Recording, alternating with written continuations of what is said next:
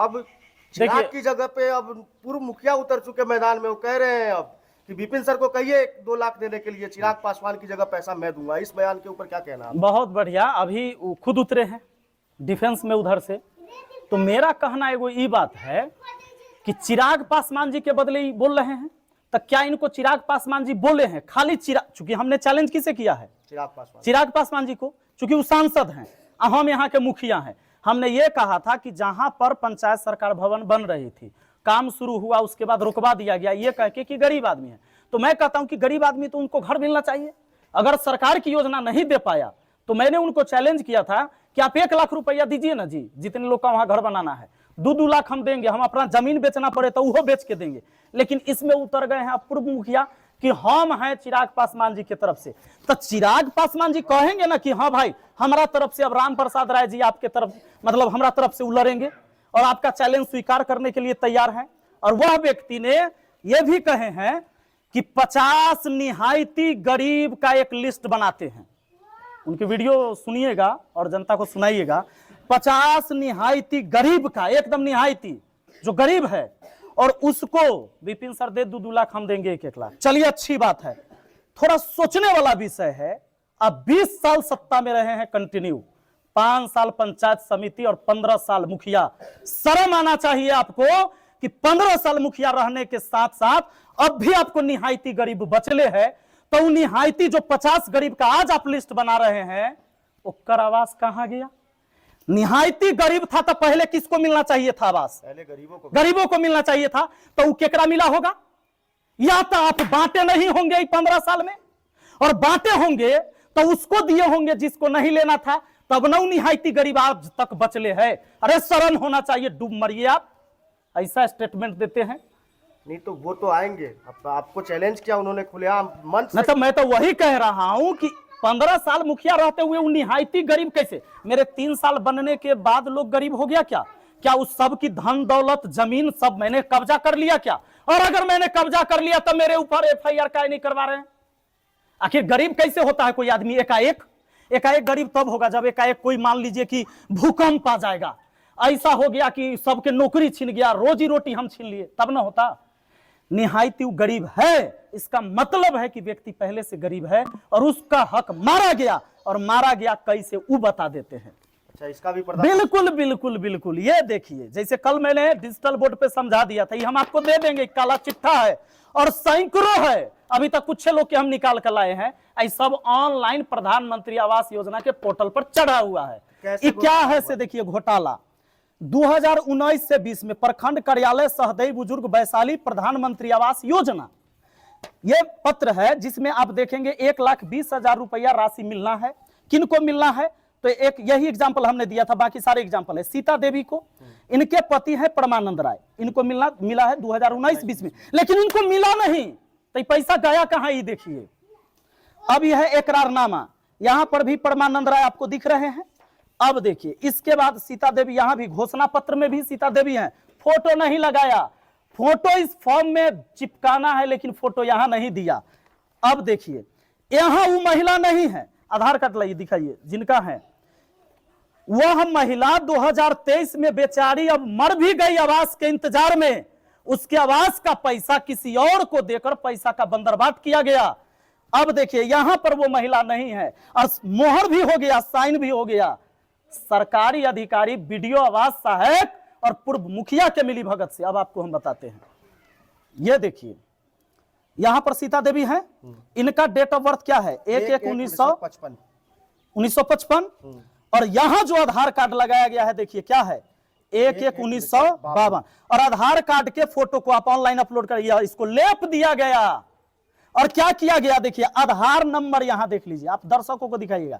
आधार number यहां खुद पढ़िए, यहां पढ़िए 747264064392, यानी शुरू हुआ है 7472 से, यहां आइए 7996 है। यानी क्या किया गया, एड्रेस सब वह रहने दिया गया कि सीता देवी, पति परमानंद राय, महमदेपुर, वार्ड नंबर 10, ही सब रहा। खाली चेंज क्या किया गया, आपको भ्रष्टाचारियों के द्वारा बताते, आधार का नंबर ये काहे चेंज किया गया, ये जान लीजिए। काहे कि आधार से लिंक है अकाउंट, और जिसका आधार और अकाउंट लिंक है पैसा वही में जाएगा।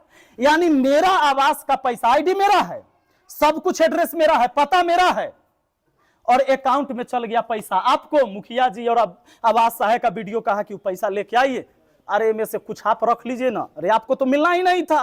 ये तो अब पता नहीं फर्जी भी आईडी है, ये पंचायत के भी है महिला की नहीं जिसको पैसा गया, इसकी भी गारंटी नहीं है, इसकी भी जांच कराई जा सकती है। और ऐसे एक नहीं सैकड़ों उदाहरण है, और मैं डीएम साहब को चुनौती देता हूं कि आप इसकी जांच करवाइए। प्रधानमंत्री आवास योजना का आपको नहीं पता, भेजिए टीम, हम देते हैं, आप में हिम्मत है तो इसकी जांच करवाइए। अगर मैं गलत पाया जाऊं तो मुझे फांसी पर लटकवा दो। सर आपके कई वीडियो हम लोगों ने देखा, उसके अंदर आपने कहा कि लगभग 50 लाख से ज्यादा स्टूडेंट्स को आपने पढ़ाने का एक सेकंड पहले ये बात बताइए, तो अब चूंकि यह व्यक्ति जो गरीबों का, जो झोपड़ी में रहते रहते, वह महिला आवास के इंतजार में मर गई, अभी इस संसार में है भी नहीं, वो 2023 में मरे, अब 20 में पैसा निकला किसी और के पास। वह व्यक्ति अब कहता है कि हम उनने से तैयार हैं, हमरा से चुनौती ले लो चिराग पासवान जी की तरफ से। तो चिराग पासवान जी एक बार खाली कह दे कि हमारा तरफ से अब राम प्रसाद राय जी रहेंगे, और विपिन सर चुनौती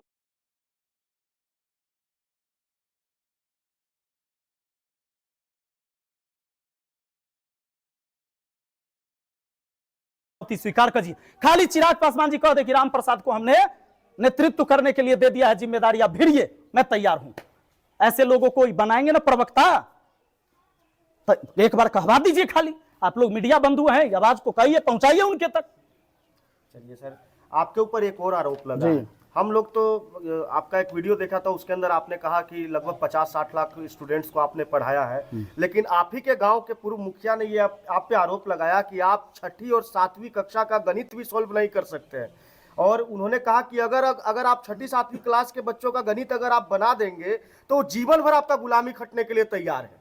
दूगो बात है, एगो तो इनकर दिमाग है जरा ऊपर केस कर दे।